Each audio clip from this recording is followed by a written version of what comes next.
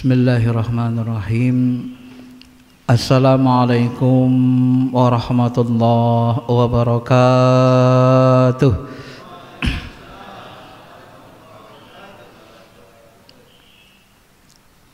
Alhamdulillahi hamdan na'imin. Ashhadu an la ilaha illallah ilahana fil awwalina wal akhirin, fid dunya wal akhirah.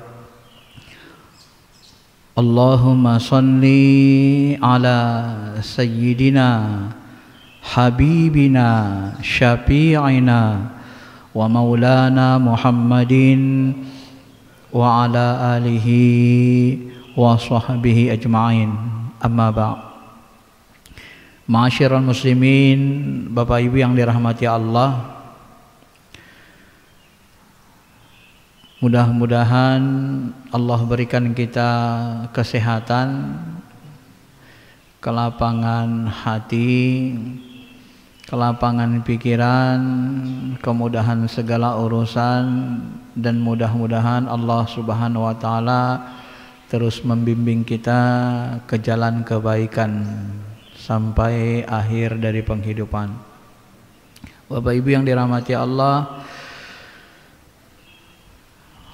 subuh ini kita akan mengkaji tafsir surah Al-Fatihah. Surah Al-Fatihah ini termasuk bahagian dari ibunya Al-Quran, induk Quran. Al-Fatihah arti dasarnya adalah membuka, ya.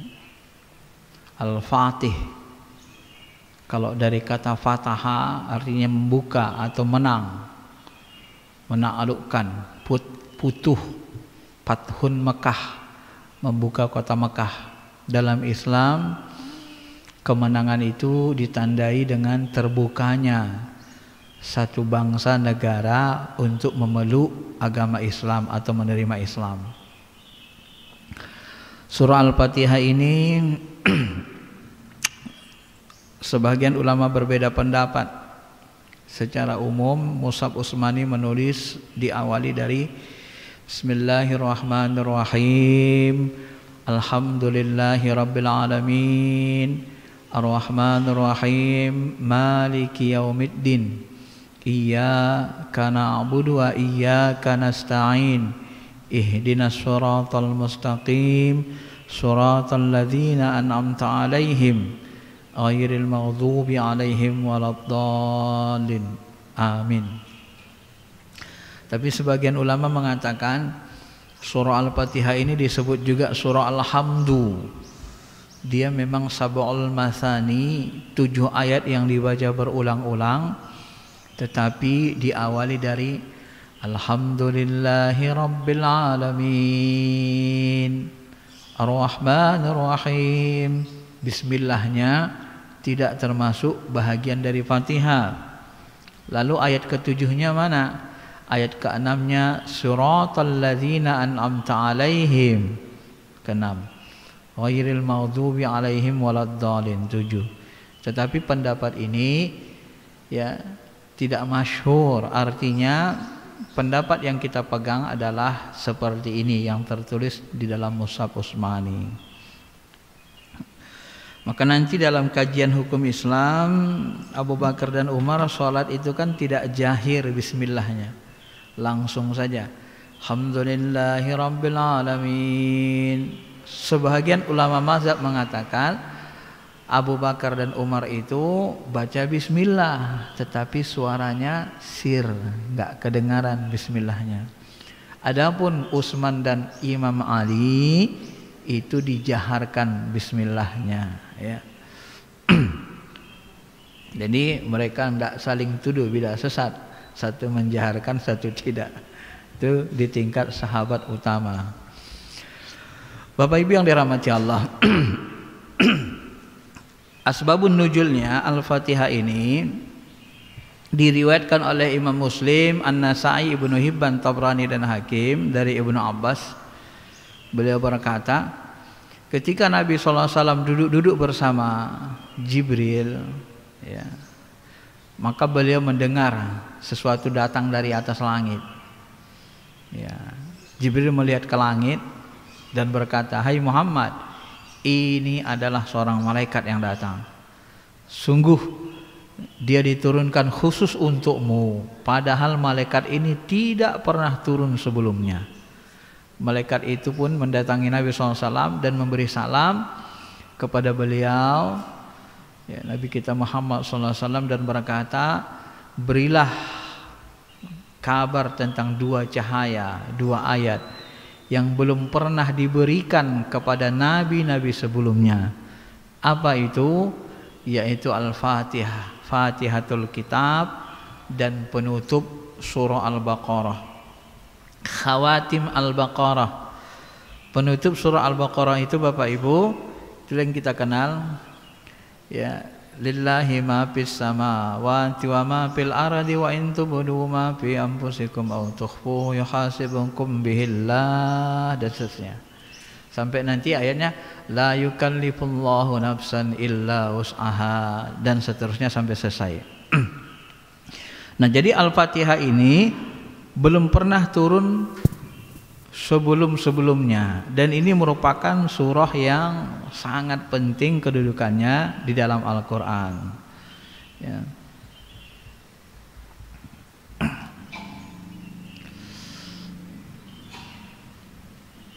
Masyiral muslimin, Bapak Ibu yang dirahmati Allah Subhanahu wa taala.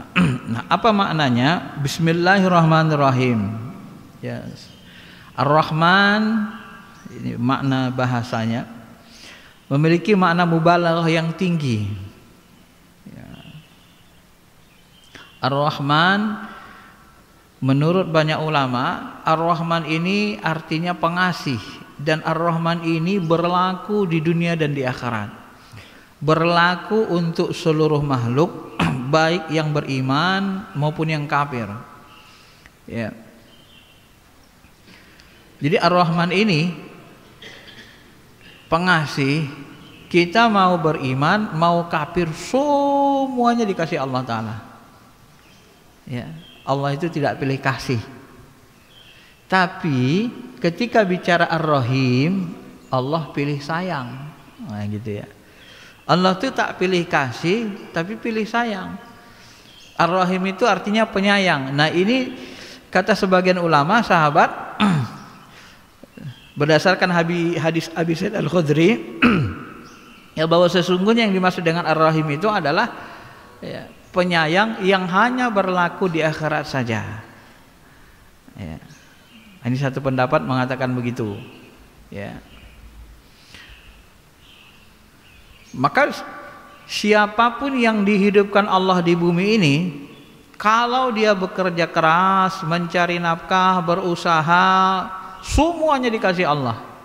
Tak peduli mau ateis, mau kafir, mau tiap hari maki-maki Allah, dikasih terus. Ila waqtihin. Inilah pengasihnya Allah Ta'ala. Jadi ada prinsip Bapak Ibu, manjadda wajada. Siapa yang bersungguh-sungguh dapat. Jadi Bapak Ibu jangan kaget, jangan merasa aneh. Dia kafir, durhaka, kerja keras, kok cepat banget kayanya ya. Jadi kasih. Iblis saja minta hidup sampai akhir zaman dikasih sama Allah, kan. Jadi jangan kaget, semakin diberi Allah semakin durhaka. Dalam konsep Islam, agama kita itu namanya istidraj, ya. Nah, nanti kita jelasin di ujung ayat ini. Itu sebenarnya ajab, kasih ajab. Semakin lalai semakin diulur. Semakin lalai dengan Allah, semakin kafir, dikasih terus, semakin lalai. Itu artinya semakin bertambah-tambah ajab yang disediakan Allah untuknya. Maka bagi orang kafir itu sebenarnya tidak ada kebaikan. Semuanya keburukan. Termasuk nikmat itu tidak nikmat bagi mereka. Itu adalah penundaan untuk ajab. Liyazukul azab, agar mereka bertambah-tambah banyak ajabnya nanti. Nah, jadi kalau mau mendapatkan sesuatu, manjadda wajada, sungguh-sungguh saja. Nah, dia kok bisa berhasil, sukses ya, anak-anaknya sukses ya. Ya, dia sungguh-sungguh. Man kana yuridu sawabad dunya nu'tihi minha wa ma lahu fil akhirati min khalaq. Barang siapa yang ingin kehidupan dunia, kami berikan kepadanya, dan tidak ada baginya kehidupan akhirat. Allah berikan. Wa ma lahu fil akhirati min khalaq. Di akhirat tidak ada bagian lagi. Maka seluruh balasan orang-orang yang kafir, durhaka, itu diutuhkan, semuanya diberikan di dunia. Maka kalau ada orang kafir yang kaya berat, luar biasa hartanya, biasanya dia sosial orangnya, ya, suka memberi. Balasan kebaikannya diberikan di dunia semua, di akhirat tidak diberikan. Nah, sedangkan Rahman, Rahim, dia bermakna adalah penyayang, hanya diberikan Allah Subhanahu wa taala di akhirat saja, khusus bagi orang yang beriman. Tafsir berikutnya, ya, Ikrimah mengatakan Ar-Rahman bermakna rahmat, kasih sayang yang satu, dan Ar-Rahim bermakna kasih sayang yang 100 buah. Karena dalam sebuah hadis dikatakan sesungguhnya Allah memiliki 100 rahmat. Ya. Ada 100 rahmat yang dimiliki Allah, dan ia hanya menurunkan 1 rahmat saja ke bumi. Jadi dalam kehidupan dunia ini, dari 100 rahmat Allah, 99 rahmat kasih sayang Allah ini ditunggu nanti diberikan di akhirat, disimpan dulu sama Allah. Untuk dunia ini sampai kiamat hanya Allah turunkan 1 rahmatnya, kasih sayangnya saja. Nah, dengan 1 rahmat inilah seluruh penduduk bumi bisa hidup berkasih sayang. Sampai ayam sayang sama anaknya. Kenapa ayam bisa sayang sama anaknya? Ya karena rahmat Allah tadi. Jadi 1 rahmat Allah itu sudah bisa memenuhi seluruh kehidupan kasih sayang manusia di bumi, ya. Di akhirat nanti 99 lagi baru diturunkan. Maka Bapak Ibu bisa bayangkan betapa tidak bisa dibandingkannya kenikmatan dunia dengan kenikmatan akhirat.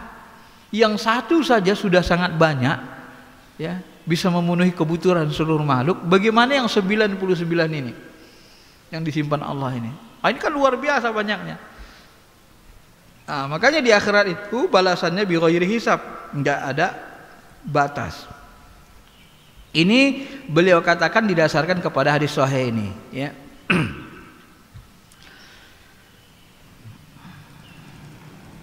Kemudian alhamdulillahirabbil alamin. Jika engkau mengatakan alhamdulillahirabbil alamin, maka ungkapan ini adalah bahagian dari ungkapan rasa syukur kepada Allah Subhanahu wa taala, ya. Maka kalau kita mendapat rezeki, diajarkan Nabilah kita mengungkapkan alhamdulillah, alhamdulillah tatimmas binikmati tatimmas sholihah. Segala puji bagi Allah terhadap nikmatnya yang dia menyempurnakan kebaikan-kebaikan.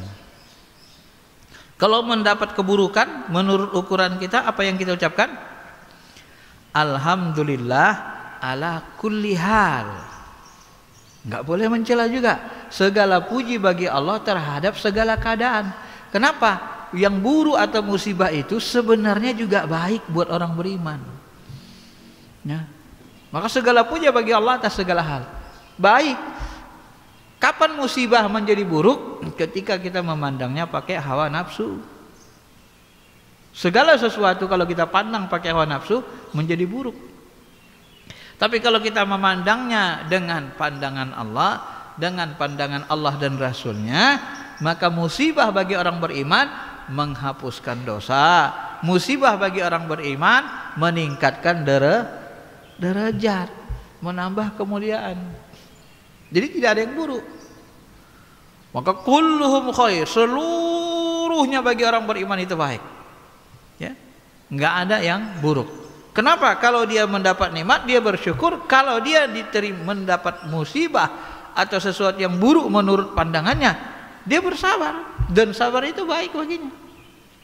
Nah, itu orang beriman luar biasa memang hidupnya, ya. Tidak sama dengan orang-orang kafir. Ibnu Abbas mengatakan, kata alhamdulillah adalah kalimat syukur. Jika seorang mengatakan demikian, maka Allah akan menjawabnya, hambaku telah bersyukur kepadaku. Inilah yang kita sebut dalam hadis sahih, dalam hadis kursi, bahwa ketika kita sholat, alhamdulillahi rabbil alamin, itu kan dialog, dijawab Allah, hambaku telah bersyukur kepadaku, ya. Ibnu Abbas juga mengartikan kalimat alhamdulillah rabbil alamin, segala puji bagi Allah yang menguasai seluruh makhluk, seluruh langit beserta isinya, seluruh bumi beserta penghuninya, serta segala yang hidup antara keduanya, baik yang nampak mata, yang diketahui atau tidak. Nah, ini makna alhamdulillah secara frase. Adapun Rabbil Alamin, menurut Ibnu Abbas dan Mujahid, maksud Rabb itu adalah Tuhannya jin dan manusia. Rabb. Ada istilah Ibnu Taimiyah, dia buat tauhid rububiyah, tapi kita tidak membahas itu, ya. Rabb itu arti dasarnya pendidik, penata, pengatur. Rabbul Alamin, Allah lah yang menciptakan, mendidik, menata, mengatur alam semesta. Alamin itu lebih kepada makhluk yang hidup, ya. Tuhannya jin dan manusia. Tuhannya anak Adam. Malik Yaumiddin, ya. Sebahagian membaca Maliki Yaumiddin. Nah, ini emaknya dipendekin. Jadi kalau ada bapak ibu dengar orang baca Maliki Yaumiddin, itu qiraahnya beda. Dalam Al-Quran itu ada qiraah sab'ah, 7 cara membaca Al-Quran. Nah, salah satunya Maliki Yaumiddin. Kita sering memakai qiraah Maliki Yaumiddin, ma-nya dipanjangkan, ya. Versi ini diriwayatkan dari Anas bahwa Rasulullah SAW, Abu Bakar, Umar dan Utsman semuanya membaca kedua versi itu. Kadang-kadang Maliki Yaumiddin, kadang-kadang Maliki Yaumiddin, dua-duanya, ya. Kemudian iyyaka na'budu wa iyyaka nasta'in, ya, sudah menjadi ketetapan dalam bahasa mendahulukan maf'ul bih. Iyyaka ini maf'ul bih. Dalam bahasa Arab ada na'budu, na'budu kami menyembahmu, kami menyembah iyyaka hanya kepadamu. Ada mubtada khabar atau fi'il fa'il, kemudian ada maf'ul bih. Maf'ul bihnya didahulukan dalam kalimat. Seharusnya na'budu iyyaka, tapi Al-Quran menyebut iyyaka na'budu, didahulukan iyyakanya. Iyyaka ini maf'ul bih. Dalam bahasa Arab, mendahulukan maf'ul bih ini menjadikan terjadinya makna ikhtisas, pembatasan. Artinya hanya, ya, hanya kepadamu, iyyaka, hanya kepada engkau ya Allah, enggak yang lainnya. Maka kami tidak menyembah sesuatu pun selain engkau ya Allah, kami tidak meminta pertolongan kepada selain engkau ya Allah. Sebab selain Allah tidak bisa memberikan pertolongan. Jadi iyyaka itu memberi makna pembatasan, ya. Nah, secara kalimat ayat ini juga menjelaskan bahwa kita harus mendahulukan ibadah. Iyyaka na'budu, hanya kepadamu lah kami menyembah, beribadah. Jadi kalau kita mau minta pertolongan Allah, wa iyyaka nasta'in, hanya kepadamu lah kami memohon tolong, meminta tolong. Sebelum kita meminta pertolongan kepada Allah, maka dulukanlah ibadah. Dulukan sholat taubat, dulukan sholat hajat, dulukan bertasbih, memuji Allah, ya. Ibarat kita datang silaturahmi ke rumah orang, assalamualaikum. Setelah salam, sebelum kita minta tolong, ya kita bawa oleh-oleh, kita cerita dulu kebaikannya macam-macam. Nah, sudah selesai nanti cair suasana hati nikmat, barulah kita ungkapkan hajat kita. Kira-kira begitu, ya. Sama manusia pun kita begitu, nggak boleh langsung to the point. kurang beradab namanya. Kepada Allah pun begitu. Istighfar dulu, mohon ampun kepada Allah, baca sholawat, tasbih memuji Allah. Kalau bisa sholat dulu, sholat hajat, baru minta pertolongan. Nah, ayat ini juga mengatakan bahwa ya mengandung arti ma'rifah ubudiyah. Artinya ma'rifah tentang ibadah. Ya. Barang siapa yang telah kenal dengan keutamaan manfaat ibadah, maka akan senanglah ia menyibukkan dirinya dalam ibadah, dan sulitlah baginya dia meninggalkan ibadah. Sebab kesempurnaan terhadap apa yang dia cintai apabila dia telah merasakan kelezatan nikmatnya ibadah. Nah, itu makna iyyaka na'budu wa iyyaka nasta'in, makna ringkasnya. Kemudian ihdinas shiratal mustaqim. Menurut Al-Qumi, kalimat ini menggunakan kata jama', ihdinas shiratal mustaqim. Kenapa digunakan ihdinas shiratal? Kenapa enggak ihdinis shiratal mustaqim, ya Allah tunjukilah aku jalan lurus? Tapi ihdina, tunjukilah kami jalan lurus. Nah, sebagian ulama mengatakan seperti Al-Qumi, berdoa lebih mudah dikabulkan apabila kita berdoa jamaiyah, berjemaah untuk orang ramai. Ya. Nah, maka Nabi kan ada dalam sebuah hadis mengatakan, ya mintalah doa dari banyak orang, karena kau tidak tahu dari siapa nanti mulut itu amin itu dikabulkan oleh Allah Subhanahu wa taala. Ya. Saling mendoakanlah kamu satu sama lainnya, karena boleh jadi kamu tidak mengetahui dari lisan mana doa itu terkabul. Ya. Makanya sebenarnya doa berjamaah itu sunnah, ya, bukan bid'ah itu, Pak. Yang penting jangan kita merusak dalam sholat. Lagi ruku, subhana rabbiyal azim wa bihamdi, tiba-tiba kita doa, Allahumma hadina fi man hadait, Allahumma ighfir lahu, batal sholatnya. Tapi kalau selesai sholat kita doa berjemaah, boleh, sunnah, tidak ada masalah. Doa jemaah itu dianjurkan. Ya, kenapa boleh? Kenapa disunahkan? Karena doa sesudah sholat itu termasuk waktu mustajab, bukan waktu haram untuk berdoa.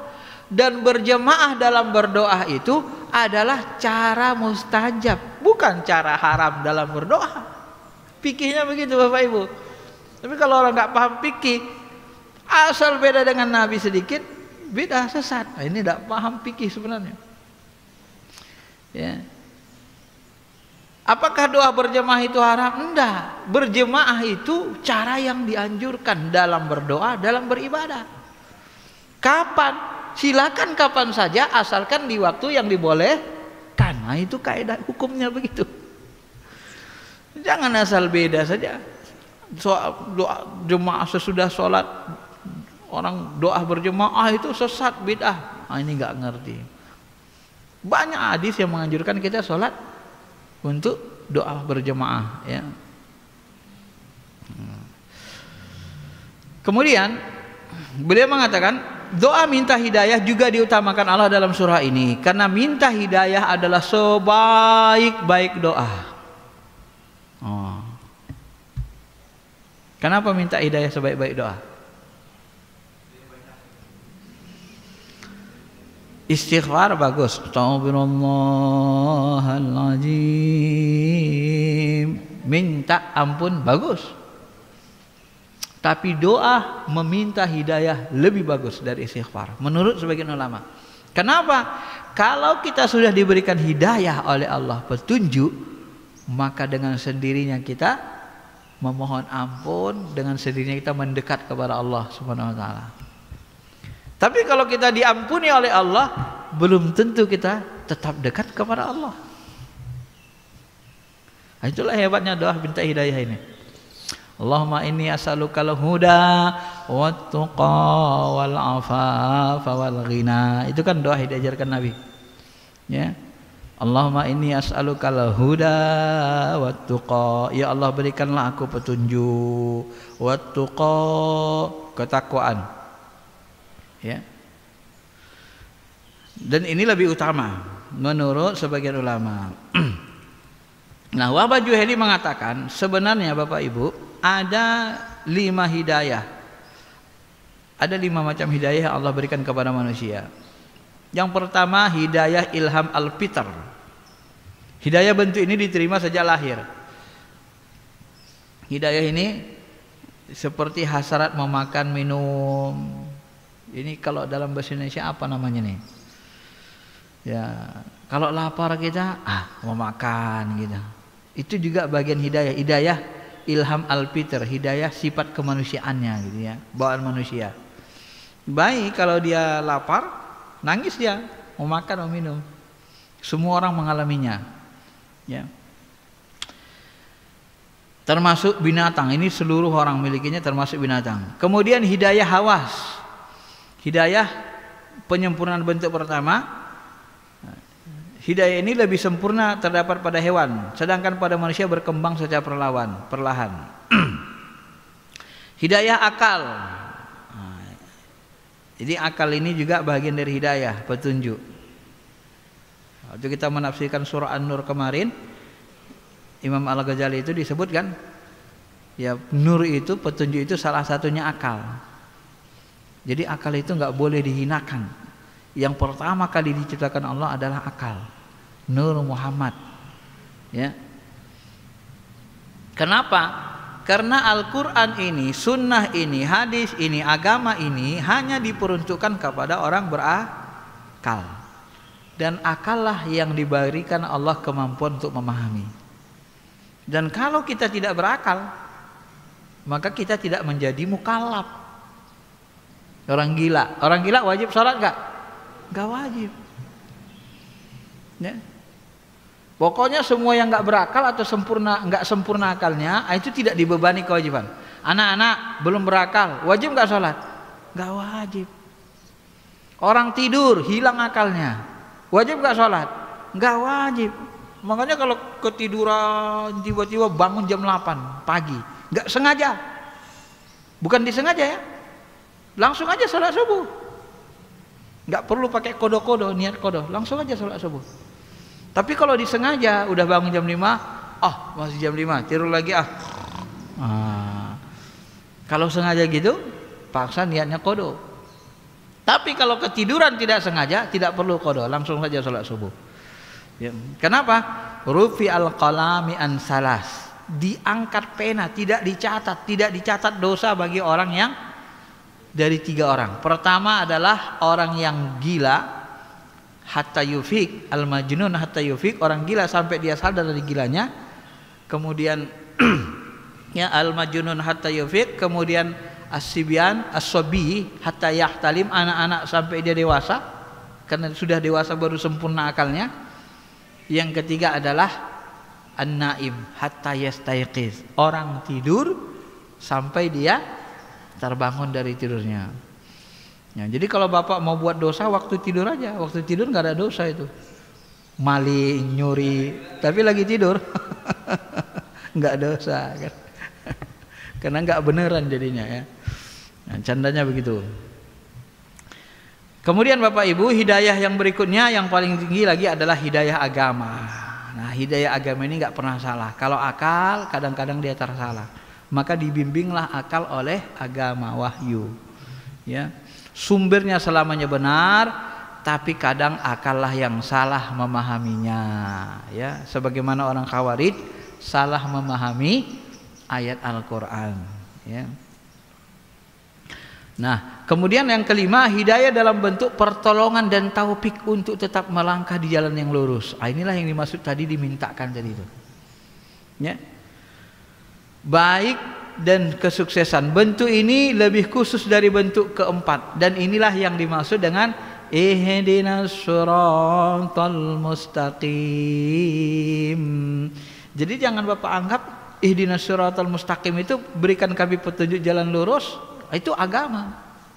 Bukan itu sebenarnya. Lebih dalam dari itu. Yang dimaksud adalah ihdinas siratal mustaqim, kita diberikan Allah pertolongan dan taufik untuk di jalan lurus, untuk taat, untuk sukses dalam hidup sesuai dengan bakat kemampuan kita. Ya, Itu dimaksud dengan hidayah yang dimohonkan tadi. Bukan hidayah ihdinas siratal mustaqim, ya Allah tunjukilah kami jalan yang lurus. Al-Quran, ini Al-Quran jalan lurus. Kita ini sudah ditunjuki Allah. Udah ada wahyu, udah ada agama, udah ada Quran. Benar? Al-Quran itu kan petunjuk. Udah diberi loh Al-Quran sama kita. Bukan itu maksudnya ihdinas siratal mustaqim. Tapi lebih dalam lagi. Kita diberikan taufik, diilhamkan ke hati kita. Semangat. Ya, ada semangat, ada pertolongan dari Allah untuk senantiasa mentaatinya. Ya, di jalan yang lurus melaksanakan Al-Quran dan hadis, Al-Quran dan Sunnah. Maka kata beliau, Wahbah Juhri, maka dalam Al-Quran terdapat dua jenis hidayah secara umum. Pertama hidayah umum, yaitu petunjuk kemaslahatan pada kehidupannya, yang termasuk dalamnya adalah poin pertama sampai keempat. Kedua adalah hidayah khusus, itulah pertolongan dan taufik untuk menetapkan kebaikan dan keberuntungan. Maka nanti Bapak Ibu ada orang yang jahat sekali, pemabuk, penarkoba, penjina, perampok, koruptor, tiba-tiba umur 50 tahun taubat, dikasih petunjuk oleh Allah, umur 51 tahun meninggal sesudah taubat. Itu orang dapat hidayah namanya. Ya, itulah hidayah, itu termasuk salah satunya. Jadi bukan hanya petunjuk seperti Quran tadi gitu, bukan begitu maksudnya ya.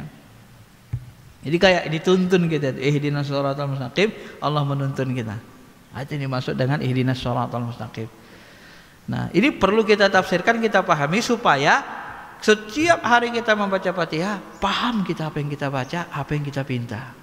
Nah. Siratal ladzina an'amta 'alaihim, ya, jalan orang-orang yang Kau beri nikmat kepada mereka. Ya, siratal mustaqim, jalan orang yang Kau beri nikmat. Siapa orang yang diberi nikmat oleh Allah? Ya, may yutillah wa rasulah, siapa orang yang beriman kepada Allah, mentaati Allah dan Rasulnya, mereka itulah ulaikal ladzina an'ama 'alaihim, mereka itulah orang yang bersama orang-orang yang diberi nikmat, minan nabiyyin wassiddiqin wasyuhada'i wassalihin.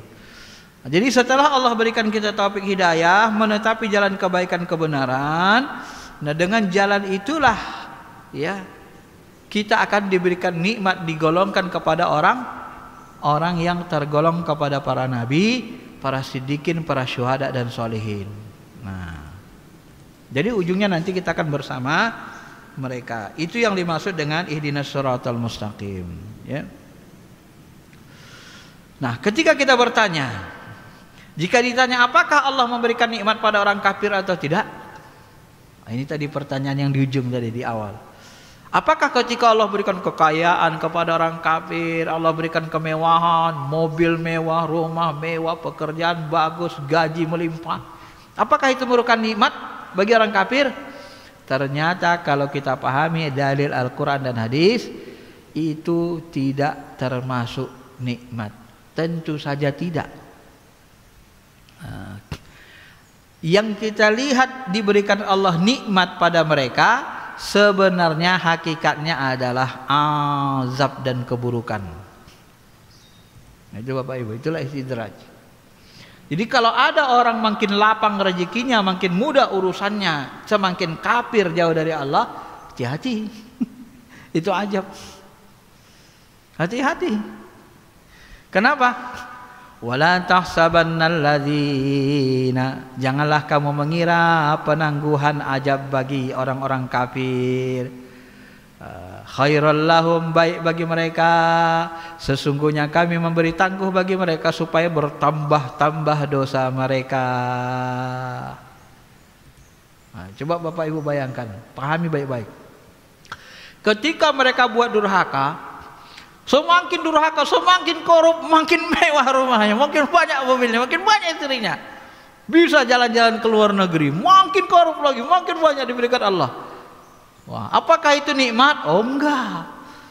Kenapa dimuluskan Allah semua usahanya? Supaya tambah banyak ajab dia nanti. Ya kalau cuman korupsi, misalnya korupsi beli rumah saja masih sedikit. dikasih lagi uang, dibuluskan lagi, nggak ketangkap sama KPK, ya dikasih lagi, beli segala, mau belinya, beli rumah lagi di Amerika, di Australia, luar negeri macam-macam, beli aset, dikasih Allah, makin banyak, ajab koruptor sana, ajab harta sana, ajab sini, semakin banyak itu stok untuk mengajab dia. Nah, jadi penangguhan itu adalah azab supaya tambah banyak, berlipat-lipat dosa yang dia miliki. Nah, itu ngerinya Bapak Ibu ya. Jadi jangan pernah menganggap semakin jahat, semakin lapang itu baik. Enggak. Nah, itu pandangan Allah. Makanya saya sebut tadi, pandanglah segala sesuatu dengan pandangan Allah. Memandang dengan pandangan Allah itu memandang segala sesuatu dengan firman Allah. Ya. Kemudian ayat berikut Al-Fatihah disambut dengan lanjutkan dengan ghairil maghdubi alaihim waladdallin, bukan jalan orang yang maghdub, yang dimurkai. Siapa yang dimurkai? Ulama mengatakan yang dimurkai itu Yahudi. Kenapa mereka dimurkai? Karena mereka berlebih-lebihan dalam mengingkari para nabi, termasuk Nabi Musa, dan menyakiti nabi-nabi Allah. Ya. Misalnya setelah Allah menyelamatkan mereka dari Fir'aun, kejaran Fir'aun, ditenggelamkan Fir'aun di Laut Merah, udah diselamatin, apa kata mereka coba? Hai Musa, buatkanlah kepada kami Tuhan selain Allah, sebagaimana mereka memiliki Tuhan yang lain. Minta mereka buatkan Tuhan dalam bentuk patung, karena mereka nggak bisa lihat Allah. Ya, coba bayangkan, udah diselamatkan dari Fir'aun, tiba-tiba udah ikut Nabi Musa, ya Musa buatkanlah kami Tuhan yang bisa dilihat selain Allah yang nggak bisa dilihat. Nah, seperti orang-orang itu kan ada yang nyembah api, ada nyembah ini katanya. Nah, kan kurang ajar tuh Pak ya.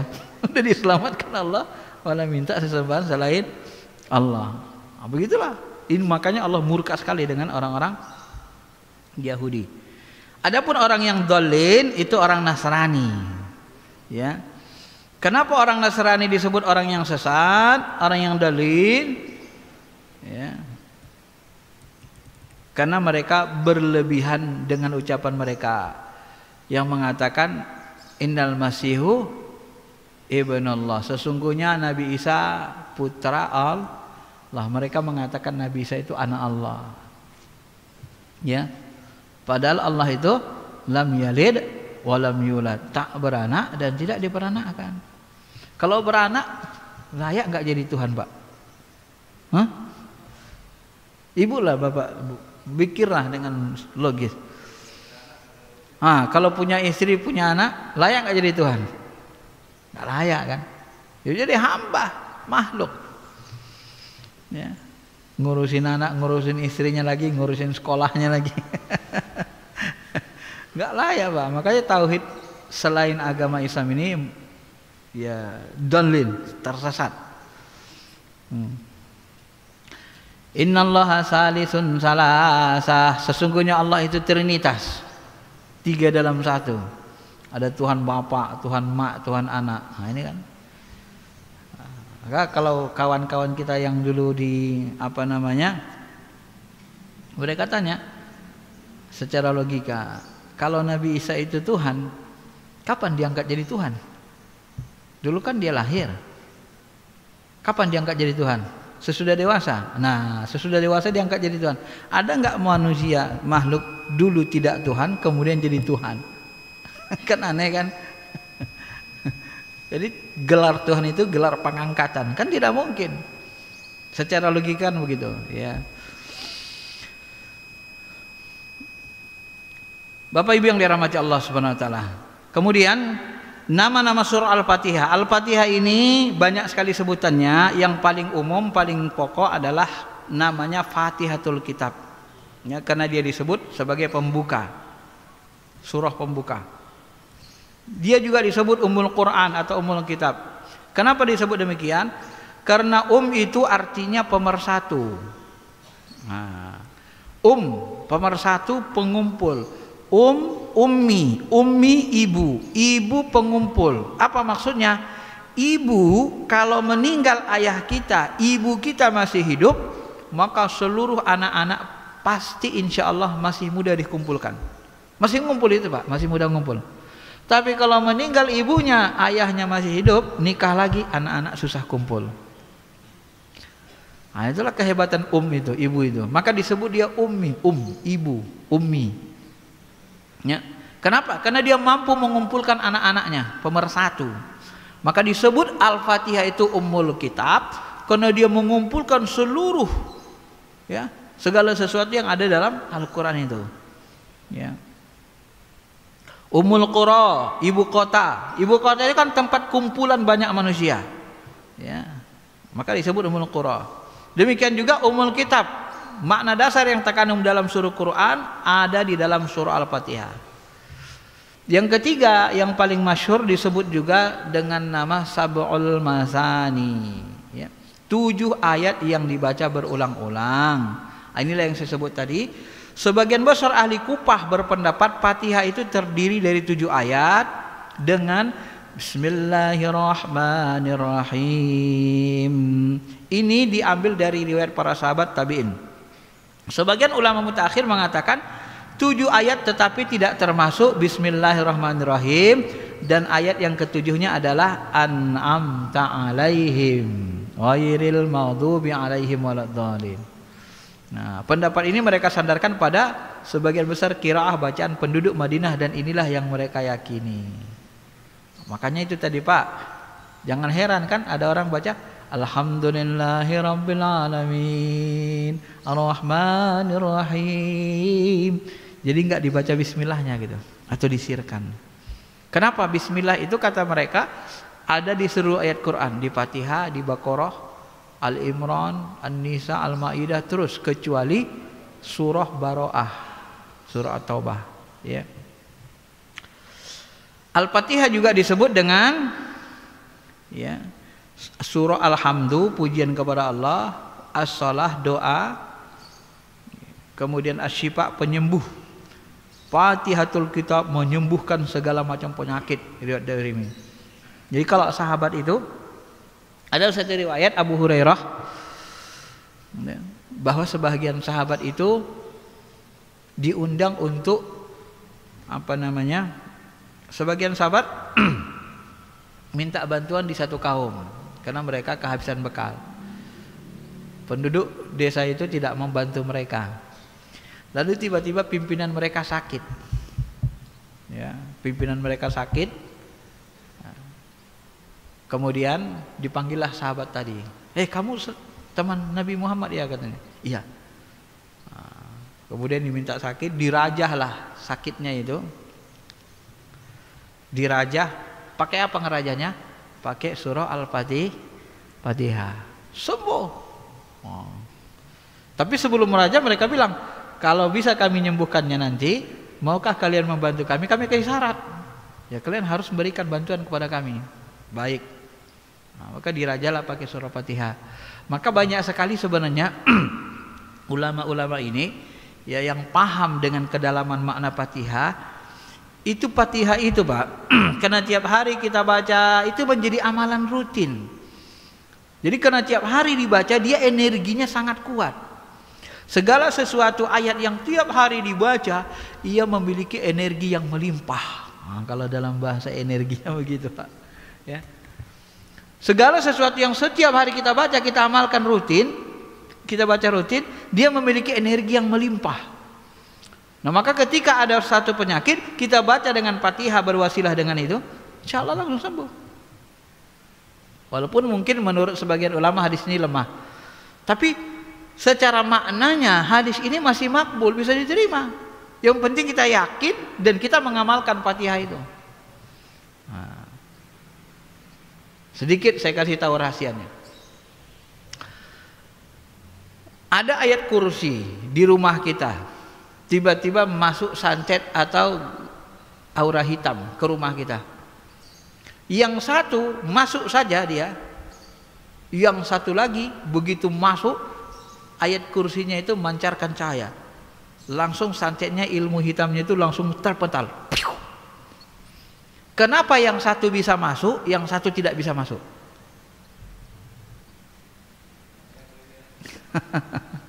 Dan itu terjadi. Kenapa? Yang bisa masuk tadi, orang ini bisa jadi jarang sholat dan nggak pernah baca ayat kursi, jarang baca ayat kursi. Jadi ayat kursi yang di rumahnya itu tidak menjadi raja. Ya.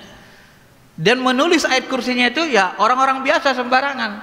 Maka di dalam tarikat itu Pak, kalau kita membuat asma Allah menjadi raja, menjadi penyembuh, berenergi, menulis ada syaratnya. Menulis ayat itu, menulisnya kita harus hadir hati ingat Allah. Begitu putus hadir hati dari Allah, ulangi lagi terpaksa. Berwudu, itu nulis. Nah setelah kita tulis, kita pampang pajang di rumah, itu kita amalkan. Setiap habis sholat kita baca ayat kursi sepaling. Habis sholat baca terus ayat kursi satu paling. Imam Ali mengatakan salah satu yang membuat dia kuat itu dalam sebuah hadis adalah karena dia sering baca ayat kursi. Satu paling. Nah begitu masuk kekuatan hitam itu kan dia seperti raja namanya. Itulah kalau bahasa saya namanya jimat. Jimat dari asma Allah namanya.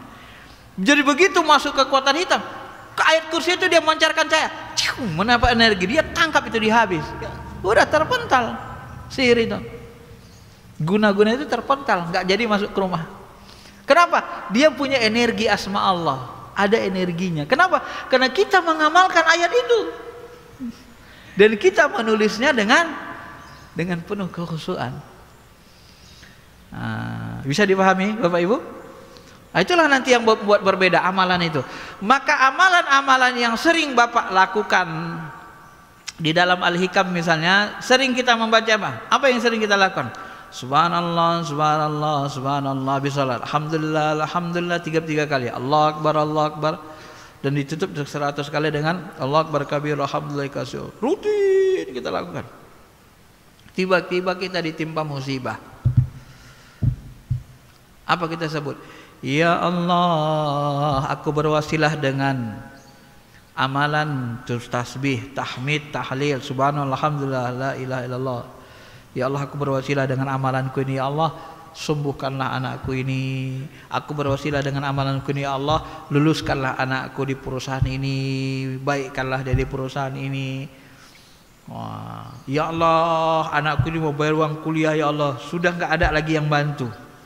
Mau minjam tetangga sudah malu, pinjaman yang lama pun enggak lagi. Bantu ya Allah berkat amalan ini.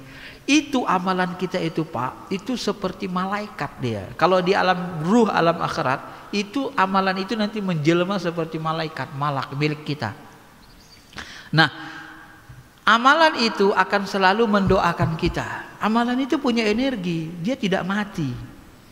Maka banyak sekali nanti Bapak Ibu akan jumpai ketika kita sholatnya nggak bagus, sholatnya itu dicampakkan seperti kain kotor. Ketika kita mati, amalan kita bagus, datang amalan kita itu, siapa kamu? Aku adalah amalanmu selama di dunia. Hidup dia Pak, ada energinya. Amal itu menjemah makhluk seperti malaikat, makhluk cahaya. Ya, itu hadis-hadis sahih semua begitu. Ketika kita mati datang seorang malaikat. Kamu siapa? Kok ganteng tampan kali? Kok wangi sekali? Aku adalah amal solehmu selama di dunia. Jadi jangan sepele dengan amalan-amalan itu. Termasuk amal-amal sunnah. Walaupun kecil-kecil tapi rutin. Ahabbul amala indallah adwamuha wa inqallah. Amalan yang paling dicintai Allah adalah yang terus menerus adwamuha, karena dia punya energi. Dalam Al-Hikam disebut wirid. Wirid itu menghasilkan warid, menghasilkan karomah, menghasilkan kemuliaan. Semua wirid akan menghasilkan kemuliaan. Penting ikhlas saja nih ya. Bapak tiap hari baca Quran, satu Quran setiap hari, satu lembar. Tiap hari cuma satu lembar, tapi tiap habis subuh satu lembar. Apa yang Bapak dapatkan? Ketika nanti di alam akhirat, naiklah ke dalam surga. Bacalah Quran sambil baca Quran. Baca Quran naik ke dalam surga. Begitu berhenti bacaan kita, di situlah surga kita. Puncak ya. Jadi semua amalan itu ada energinya, kekuatannya. Rajin sholat sunnah, rajin puasa sunnah, masuk surga dengan pintu rayyan, pintu puasa. Jadi semua amalan itu nggak boleh disepelekan, walaupun kecil. Semua dia punya kekuatan. Tasbih, tahmid, tiga itu. Itu mau meninggal kita nanti. Ghufirallahu ma taqaddama min dzambi. Allah hapuskan seluruh dosanya walau kana fi zabadil bahar. Wah, itu di Sahih Bukhari Muslim. Walaupun dosamu sebanyak buih di lautan, amalkanlah itu. Subhanallah, subhanallah, subhanallah, alhamdulillah, alhamdulillah, alhamdulillah, Allahu akbar, Allahu akbar, Allahu akbar. Sebelum kita meninggal nanti dihapuskan seluruh dosa kita. Walaupun sebanyak buih di lautan. Ada jemaah tanya ke saya, Ustadz, bagaimana kalau dia buat dosa besar? Kalau dia pernah mencuri, pernah berzina, pernah korupsi, pernah merampok? Nah, saya bilang gini, kalau dia pernah melakukan dosa besar, ihdinas siratal mustaqim. Nanti sebelum dia mati Allah tunjuki hatinya untuk bertobat. Allah tunjuki berkat amalan, subhanallah, subhanallah, alhamdulillah. Nah, kalau dia terus menerus, itu yang pertama. Kalau dia buat dosa besar, yang kedua pasti nanti subhanallah, alhamdulillah, Allah akbarnya itu menjadi dia tinggalkan dengan sendirinya. Nggak bisa istiqomah dia ngamalkan itu, Pak. Kenapa? Ya karena dia buat dosa besar, gugur dia nanti, nggak istiqomah ngamalkannya. Itu antara dua saja. Tapi kalau dia bisa terus istiqomah, ditunjuki Allah hatinya, dijadikan dia bertobat sebelum meninggal. Tapi kalau dia tidak istiqomah, dia buat dosa besar, gagal amalannya itu, tidak istiqomah. Akhirnya dia menjadi pendosa besar gitu ya. Kemudian yang ke-9 al-kafiyah, penyempurna. Nah, ini udah habis waktunya ya. Kita habiskan sedikit lagi ya, biar habis bahasannya. Keunggulan Fatihah, Imam Suyuti dalam kitab Durrul Mansur tafsirnya mengutip banyak hadis, saya kumpul. Keunggulan Fatihah. Fatihah adalah ayat yang diturunkan dari perbendaharaan Arasy di samping ayat kursi. Dari Fatihah itu ayat merupakan perbendaharaan Arasy. Dan khawatim Al-Baqarah dan Al-Kautsar. Andainya Al-Fatihah ditimpang dengan seluruh Al-Quran lainnya, maka Fatihah 7 kali lebih berat. Oh, ini dalam hadis disebut. Jadi Fatihah itu bisa 7 kali lebih berat daripada seluruh Al-Quran kalau ditimbang. Maka dia disebut Ummul Quran kan. Siapa yang membaca Fatihah sama dengan membaca Taurat, Injil, Zabur dan Furqan, Al-Quran. Setara. Siapa yang mengetahui tafsir Fatihah, maka sama seperti mengetahui seluruh kitab dan ayat yang diturunkan oleh Allah Subhanahu wa taala. Nah, ini udah kita tafsirkan Fatihah, Pak. Jadi nggak salah lagi melangkah. Nggak salah melangkah kan? Ada orang seperti yang tadi, ada orang mewah hidupnya tapi jahat durhaka, istidraj, bukan nikmat kan, gitu selesai. Barang siapa mengetahui tafsir Fatihah sama dengan mengetahui seluruh kitab dan ayat yang diturunkan Allah. Orang yang tidak membaca Fatihah dalam sholatnya, maka sholatnya khidak, tidak diterima, rusak. Ya. Maka Imam Syafi'i mewajibkan kita baca Fatihah tiap rakaat. Dalam riwayat lain disebut, jika engkau membaca alhamdulillahirabbil alamin, maka bacalah bismillahirrahmanirrahim, karena ia termasuk ibu Quran, ibu kitab dan sab'ul masani. Ini riwayat yang mendukung bahwa bismillah itu bahagian dari Al-Fatihah. Jadi diringkas isi dari surah Fatihah ini ya, segala perbuatan kita hendaklah didahului dengan bacaan bismillah. Bismillahirrahmanirrahim, dengan nama Allah. Semua buat baik baca bismillah supaya berkah. Bismillah, dengan nama Allah, beserta Allah, dibantu Allah mengerjakannya, dan untuk Allah karena Allah mengerjakannya, untuk mendapatkan ridhonya. Allah mengajari kita cara bersyukur, ya alhamdulillahirabbil alamin, Allah penguasa alam akhirat. Ini intisarinya saja. Kemudian kita harus senantiasa beribadah, dan sebelum minta tolong kita ibadah dulu. Ya, ini merupakan adab ya. Di samping itu Allah memberi petunjuk pada kita dengan Quran. Ya, petunjuk secara umum adalah Al-Quran. Dan yang terakhir Kita ambil hukumnya sedikit. Menurut Wahab Juhelwi ada beberapa kandungan hukum dalam ayat ini. Cara bersyukur, alhamdulillahirrahmanirrahim, membaca Fatihah dalam sholat. Nah ini. Mazhab Hanafi tidak mewajibkan Fatihah dibaca dalam sholat. Kewajiban itu hanya terletak pada imam. Dan orang sholat sendiri hanya wajib membaca Al-Quran minimal 6 huruf. Faqra'u ma tayassara minal Qur'an. Itu dalil mereka ya. Bacalah yang mudah dari Quran. Jadi Bapak Ibu, kalau ada orang mu'alaf belum menghafal Fatihah, dia gimana sholatnya? Kalau mazhab Hanafi, ya baca saja yang mana yang mudah. Alif lam mim dzalikal kitabul la raiba fihi hudal lil muttaqin. Itu aja boleh. Yang penting ada 6 huruf. Minimal 6 huruf. Alhamdulillahirabbil alamin. Itu aja boleh. Nah, itu orang yang baru masuk Islam kalau belum bisa Fatihah. Tapi baca Fatihah gampang ya, dimudahkan Allah. Nah, ini dalil mereka. Ini sebenarnya dalil membaca dari Quran dalam sholat. Nah, adapun yang memerintahkan wajibnya membaca Quran.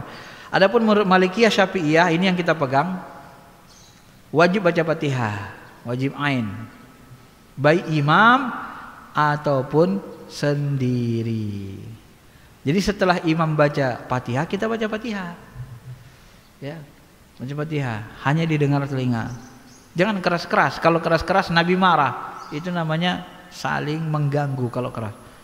Bismillahirrahmanirrahim. Alhamdulillahirrahmanirrahim. Oh, ganggu sebelah. Bismillahirrahmanirrahim. Alhamdulillahirrahmanirrahim. Pelan aja. Ini didasarkan kepada hadis ya. Tidak ada sholata liman lam yaqra bi Fatihatil kitab. Tidak sah sholat bagi orang yang tidak membaca Al-Fatihah. Ada yang menyebutnya tidak sempurna, tapi yang paling banyak dipahami ulama hukum tidak sah. Bacaan tidak berbahasa Arab. Ulama fikih sepakat tidak boleh membaca Quran selain dengan bahasa Arab. Kenapa? Al-Quran itu diturunkan dalam bentuk bahasa Arab ya. Jangankan Al-Quran dalam bahasa Indonesia ya. Bismillahirrahmanirrahim. Ketika orang sholat, Bismillahirrahmanirrahim. Saya bukan orang Arab, saya orang Indonesia. Maka dijual dengan nama Allah yang Maha Pengasih lagi Maha Penyayang, segala puji bagi Allah. Boleh gak? Batal sholatnya ya. Batal, gak boleh. Jangankan waktu sholat, waktu azan saja itu tidak dibolehkan kita mentang-mentang kita orang Padang ya. Aku bukan orang Arab, aku azan gak usah lah Allahu Akbar, Allahu Akbar. Allah nanggarang, Allah nanggarang. Boleh gak? Gak boleh, azan saja gak boleh ya. Disunnahkan, gak boleh merubah-rubah yang sudah fix ya. Apalagi dalam sholat. Jangankan merubah bacaan bahasa Arab menjadi Indonesia, melakukannya pun seperti kemarin lagu intonasi Jawa itu sudah tidak dibolehkan. Cenderung seperti menghinakan atau menyamakan level Quran dengan nada Jawa gamelan, nggak boleh. Itu mengganggu hati, mengganggu rasa ya. Tidak dibenarkan oleh banyakan ulama ya.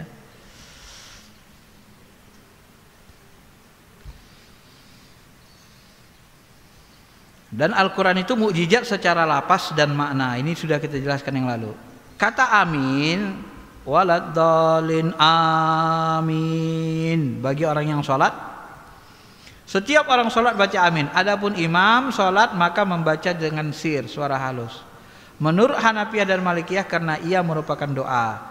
Adapun Syafi'i dan Hambali, imam menjahirkan ya, menjahirkan suara amin dalam sholat jahar maghrib, isya, subuh berdasarkan hadis riwayat Bukhari dan Muslim.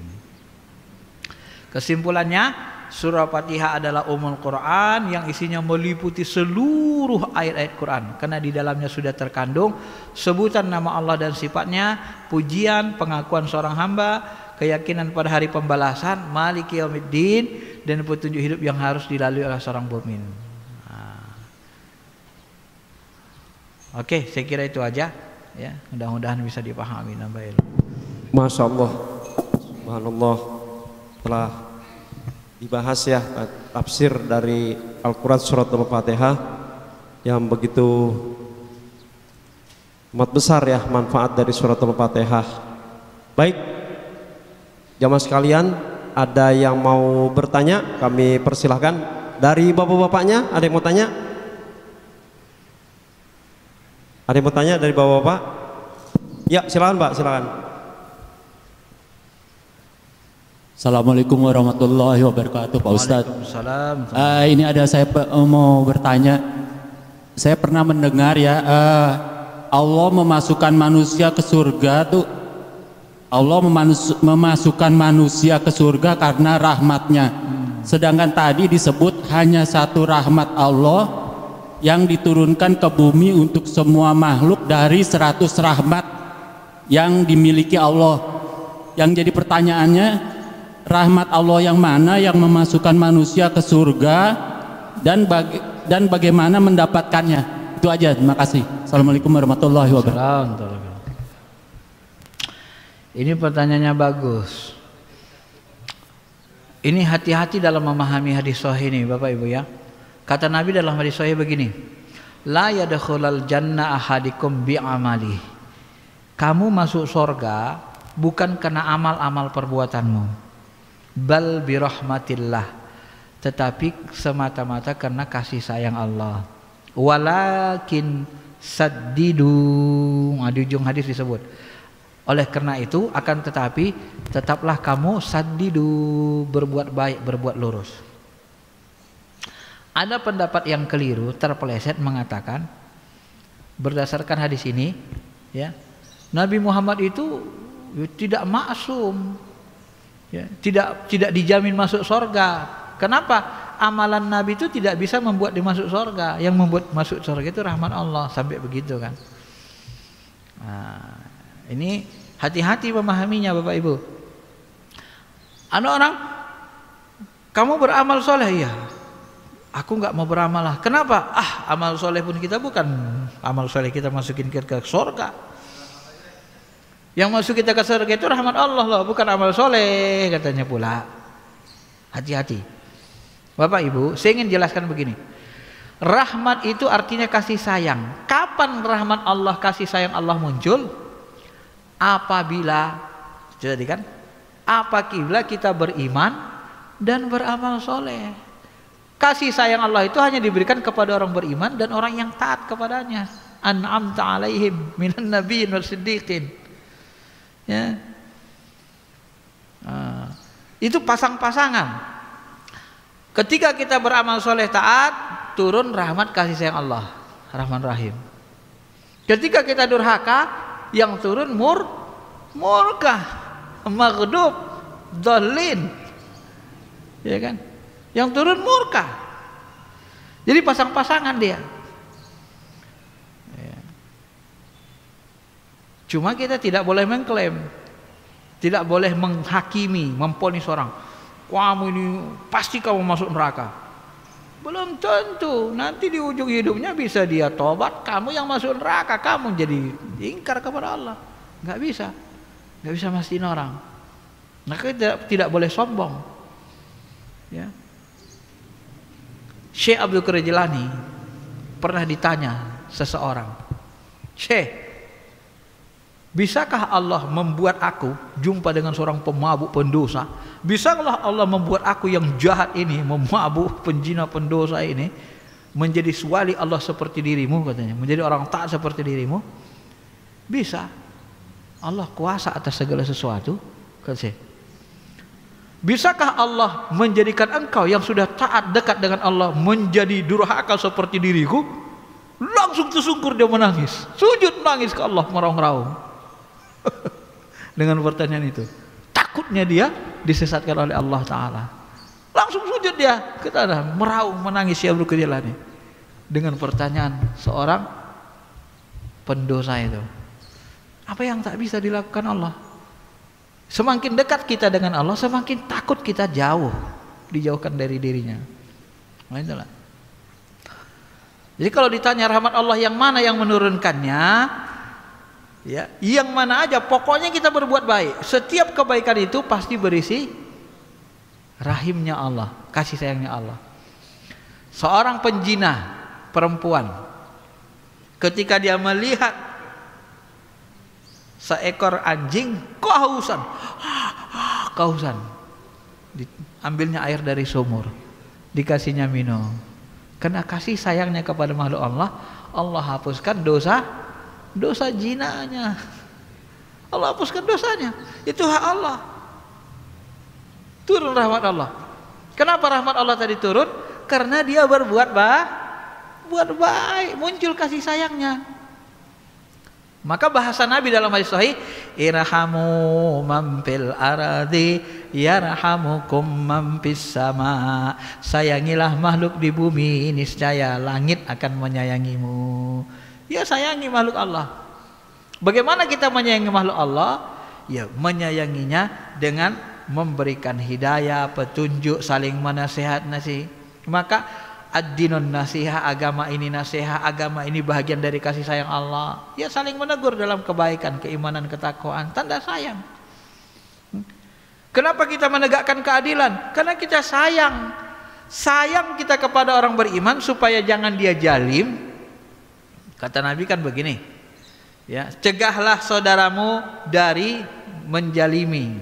Bantulah saudaramu yang dijalimi dan orang yang menjalimi. Sahabat bertanya, ya Rasul, kalau orang dijalimi kami bantu, paham kami. Tapi bagaimana dengan orang yang berbuat jalim? Bagaimana bantunya? Tahan tangannya supaya dia tidak berbuat jalim, supaya dia tidak masuk neraka. Jadi di situ bahasa Nabi, unsur akhaka zaliman aw mazluman. Jadi menahan orang berbuat jahat itu bahagian dari menolong saudara kita, gitu loh. Jadi kita menegakkan keadilan itu dalam rangka menolong saudara kita supaya jangan berbuat jalim, supaya yang satu lagi tidak dijalimi. Jadi kejaliman itu basisnya adalah kasih sayang. Wa ma arsalnaka illa rahmatan lil alamin. Ini yang banyak dilupakan Allah. Rasul itu diutus untuk menegakkan rahmat, sebagai rahmat kasih sayang, bentuk kasih sayang Allah. Jadi menegakkan keadilan itu bentuk kasih sayang. Bukan murka, bukan karena kita kalau bahasa Medan, bukan karena beteng-betengan, bukan karena sok-sokan. Tidak, kita menegakkan keadilan itu untuk menegakkan kasih sayang. Sebab kalau orang saling menjalimi, tidak tercipta kasih sayang. Rahmat itu mustaq, pecahan dari Rahman Rahim. Rahman pengasih, Rahim penyayang. Maka menjadi disatukan menjadi rahmat. Ya. Gitu dia, Pak. Jadi saddidu, di hujung hadis itu saddidu walakin saddidu. Oleh karena itu tetaplah engkau istiqomah berbuat baik. Kenapa? Enggak tahu kita nana perbuatan baik mana yang ikhlas, yang mendatangkan rahmat Allah Subhanahu wa taala. Tapi secara umum segala kebaikan yang kita lakukan dengan ikhlas itu semuanya mendatangkan rahmat kasih sayang Allah dalam bentuk yang berbeda-beda. Itu sudah pasti. Kenapa kita masuk surga? Bukan karena amal soleh kita. Ya benar lah, Pak. Saya buat kalkulasi matematika. Bapak kalau kerja, buat Bapak kerja di perusahaan hebat. Katakan di sini ada sebuah perusahaan Antam lah kita ambil. Bapak kerja di Antam. Gaji di Antam ini kolosal, 1M 1 bulan. Oke? Walaupun nggak benar. Ini umpama saja. Gaji di Antam 1M sebulan. Setahun dapat berapa? 12M. Umur Bapak 100 tahun. 12M kali 100 berapa? Ya banyak. Iya dah, banyak. Banyak kalau dibelikin kerupuk, lebih banyak lagi kan. 12M kali 100 berarti 1.200, 1,2 triliun. Benar? Ya. Kerjanya 8 jam sehari. 1,2 triliun dengan gaji 1M sebulan bisa nggak membeli seluruh kota Jakarta? 1,2 triliun. Bisa? Nggak bisa, Pak. Nggak cukup uang 1,2 triliun. 1.000 triliun aja belum tentu cukup beli seluruh Jakarta. Itu gajinya kolosal 1 M. Bapak kerjanya 8 jam sehari. Nah, Bapak ibadahnya berapa jam sehari? Ada 8 jam sehari? Zikirnya? Nggak ada. Puasanya? Zakatnya? Infaknya? Ya Allah, dikit banget. Dengan amalan dikit, puasanya dikit, zikirnya dikit, ibadahnya dikit, mau beli surga, harganya apa? Dengan ibadah dikit mau beli surga yang luasnya seluas langit dan bumi. Cukup nggak amal itu? 8 jam sehari aja baru 1,2 triliun, nggak cukup beli Jakarta. Ini ibadahnya cuma 1 jam 2 jam sehari mau beli surga seluas langit dan bumi. Cukup nggak? Nggak cukup, Pak. Maka itulah tidak boleh sombong. Amal soleh kita ini nggak bisa beli surga gitu loh. Kalau tidak dirahmati Allah, nggak bisa amal soleh kita ini membeli surga. Itulah maksudnya bahwa sesungguhnya kita masuk surga bukan karena amal soleh. Karena amal soleh ini nggak cukup untuk digaji beli surga kalau diuangkan. Tapi karena rahmat Allah. Karena rahmat Allah itu amalan sedikit dilipat gandakan banyak sebesar gunung dilipat gandakan dengan rahmat kasih Allah. Barulah dia bisa mencapai membeli ditukar dengan surga. Innallaha astaral mu'min. Sesungguhnya Allah ingin membeli orang beriman dengan diri dan harta mereka. Jual beli juga kata Allah kan. Begitulah memahaminya. Jadi jangan salah paham ya.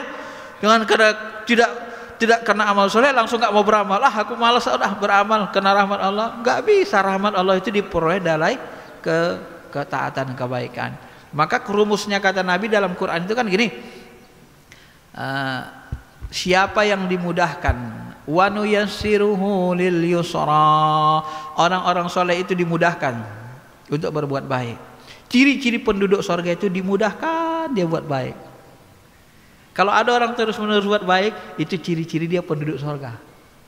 Kalau ada orang mudah terus-menerus buat jahat, itu ciri-ciri penduduk neraka. Ciri-ciri. Tapi belum tentu kepastian. Mana tahu di ujung nanti dia belok arah tobat. Dapat ihdinas siratal mustaqim.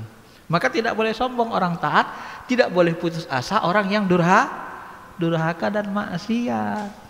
Itulah ajaran Islam itu. Bisa dipahami Pak ya? Ya, maka teruslah saddidu berbuat baik.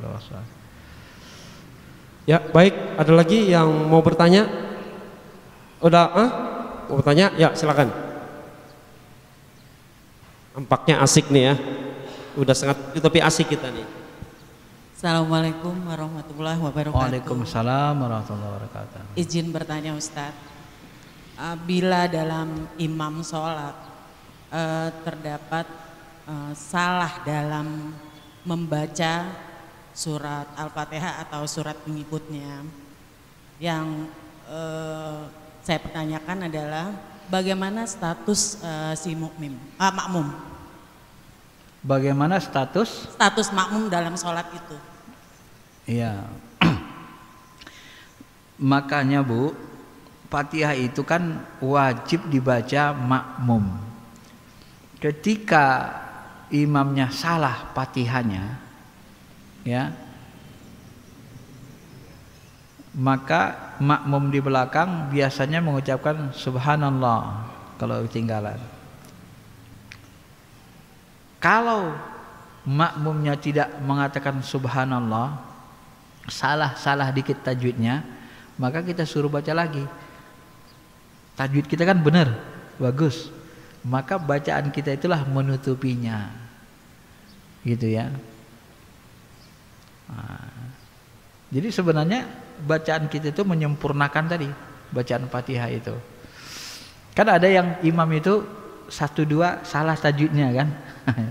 Maka kita disuruh baca Fatihah. Bacaan Fatihah kita itulah yang menyempurnakan amal soleh kita, gitu ya. Walaupun sebenarnya imam itu harus dipilih yang bagus bacaannya, itu Bu. Harusnya memang begitu.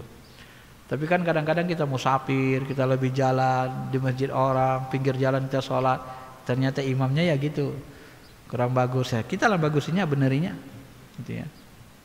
Jadi tak ada masalah, gitu ya.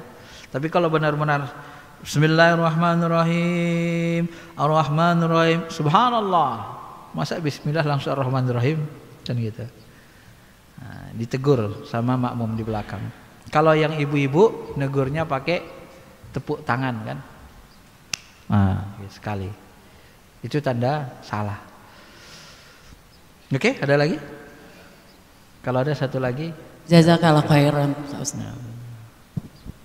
Baik, bagaimana Bapak Ibu? Cukup? Udah nggak ada yang tanya lagi? Ya, baik. Ustaz, langsung doa ya Ustaz. Silakan Ustaz. Astaghfirullahaladzim. Alhamdulillahi Rabbil Alamin, wassalatu wassalamu ala asyrafil anbiya'i wal mursalin wa ala alihi wa sahbihi ajma'in. Rabbana ighfir lana dhunubana wa liwalidina warhamhum kama rabbawna shighara wa li asatidina wa li masyaikhina wa li ahli baitina wa li azwajina wa li ulama'ina wa li umara'ina wa li jami'il muslimina wal muslimat wal mu'minina wal mu'minat al ahya'i minhum wal amwat innaka sami'un qaribun mujibud da'wati ya qadirul hajat.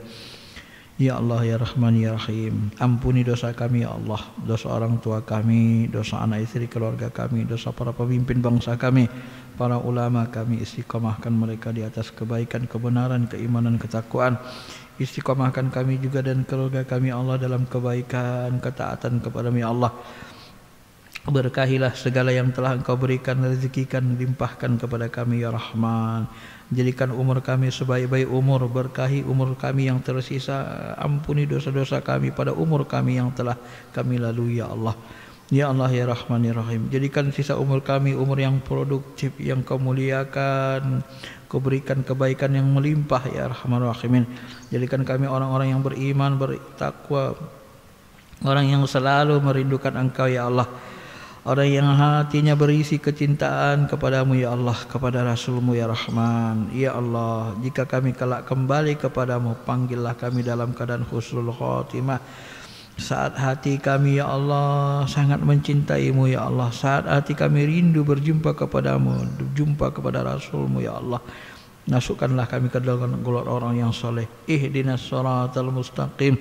Berikan kami petunjuk, hidayah, taufik-Mu ya Allah. Tetapkanlah dalam hati kami petunjuk, hidayah dan taufik dari Engkau ya Allah, sehingga kami bisa menetapi kebaikan, ketaatan ya Arhamar Rahimin. Rabbana atina fid dunya hasanah fil akhirati hasanah wa qina adzaban nar. Sallallahu ala khairi khalqihi nabiyina Muhammadin wa ala alihi wa sahbihi ajma'in. Walhamdulillahi rabbil alamin.